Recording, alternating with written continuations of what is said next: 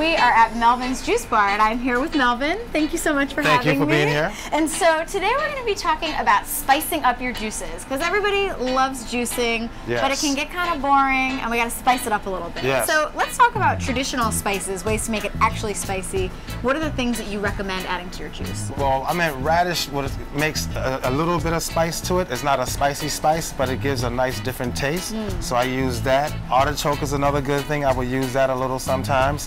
Scotch bonnet peppers, different other tastes with red peppers and all of that stuff. So. And how do you add, let's say you want to add spice and you're adding cayenne or you're adding Scotch bonnet. If you're using cayenne, which is more of a powder, how do you integrate powder versus an actual vegetable of some kind? Well, the powder when I use the cayenne, I usually use a little bit of cayenne, and just because some people don't like too much spicy taste. Right. So the cayenne I can go very light. Yeah, does it need to be blended or can you stir it? No, you just shake it right in. I have some right here. Yeah. And we just get a little shake, one or two shakes in there, stir it up, and good to go. Whereas for the vegetables that you use, obviously they need to be blended. Is there an order to which they need to go in? Can they go in first, last, doesn't matter? Well, the way I like to blend my stuff is I like to add the lemon and the ginger first, then I add all the other stuff like the onions, the peppers, all that hardcore stuff. Then I put in the greens, and then afterwards I'll either rinse it out with apples. I put apples last because it basically cleans out the machines and prepare it for the next drink. So you wouldn't have all that extra spicy taste in someone else's drink. So you think add spice first? Yes, definitely add spice Start first. with the spice. Definitely, no doubt, definitely. Is it surprising to people when they're like, oh, this kick is coming from a vegetable? Well, I get a little kick out of my mustard greens.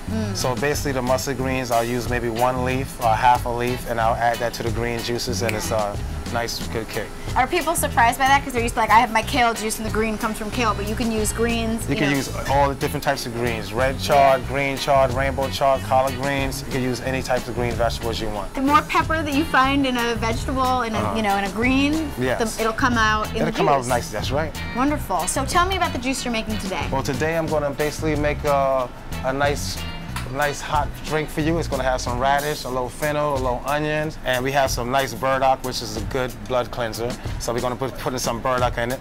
And so it has a kind of awful taste, but blended in with everything else is going to be a nice drink. And is it important for that? This drink is spicy from a lot of different angles. Is it important to kind of get it from all different sides and not just throw in a bunch of cayenne and you're done? Yeah, it's good to get it from all different sides. You just don't want to just keep throwing cayenne all the time. So it is good to do it like that. Great. Yes. Will you show us the steps? I'll show it right now. Let's do it.